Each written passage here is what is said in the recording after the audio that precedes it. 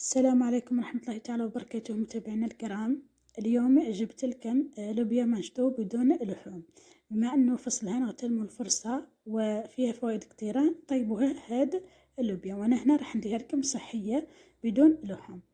وهنا نديرها لكم بمرقة كما تلاحظوا، مرقة حمراء وخضراء. هنا للي يشتي تغماس، واللي ما يشتيش تقدروا تخليوها زيت تنشف مليح. هنا وصفة نتاع لوبيا بالخضار فقط بدون لحوم، ني دجاج ني لحم. اول حاجه لهذا الوصفه جبت هنا حبه نتاع بصل تكون شويه كبيره، قطعتها شرائح كما راح تشوفوا هنا، ونحطها في البرماء نتاعي. زدت هنا كمية نتاع اللوبيا حوالي رطل، نتوما على حسب افراد العائله نتاعكم. غسلتها في الماء والخل مليح وحطيتها في البرماء نتاعي. هنا زدت حبه طماطم تكون كبيره قطعتها مكعبات، هنا قشرتها من احسن تقشروها. زدت هنا زوج فصوص نتاع الثوم، لان اللوبيا هذه ما شطوش شوفوا تشتي البصل بزاف والطماطم والثوم كذلك. الثوم راح يعطيها نكهه وبنه خلاف كما هنا تلاحظوا امامكم. من بعد هنا زدت الملح ونزيد التوابل. نتوما هنا حطوا التوابل اللي تحبوا، حطيت شويه فلفل كحل شويه كمون وشويه راس الحانوت. نتوما حطوا التوابل اللي موالفين تخدموا بهم، وشويه فلفل عكري.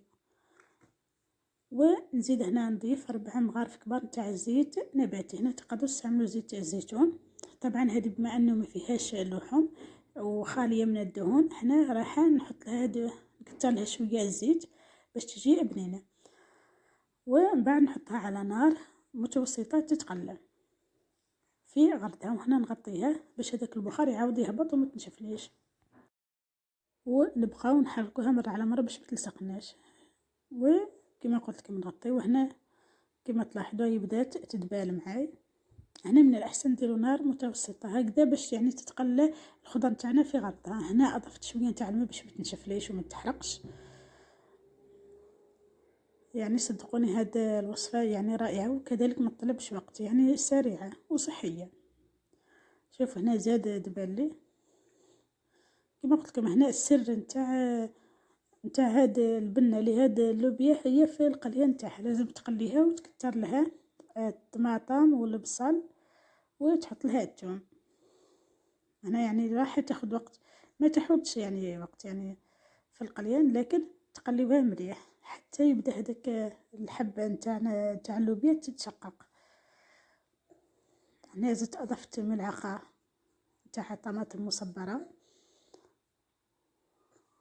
وزدت اضفت شويه نتاع الماء. هنا ديما نضيفوا الماء باش ما تنشفناش. بعد ما تقلت مليح مرقت بالماء.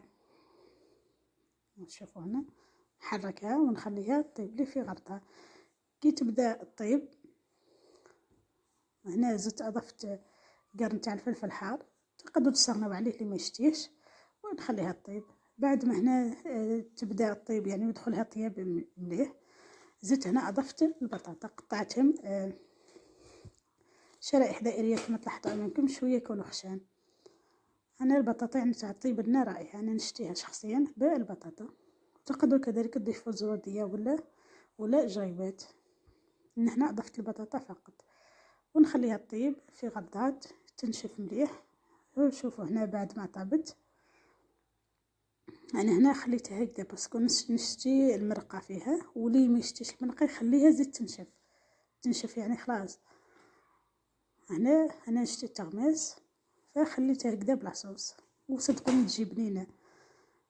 يعني وصفه لوبيا مشطو بدون لحوم، صحيه وبنينه وجد اقتصاديه. يعني ماشي شرط دائما اللحوم، خاصه مع غلاء الاسعار نتاعهم. شوفوا هنا كيفاه جات المرقه. اذا كانت هذه وصفتنا لنهار اليوم، تمنى تجربوها تنال اعجابكم. تخلونا رايكم في التعليقات. نقول لكم سلام الى فيديوهات قادمه ان شاء الله.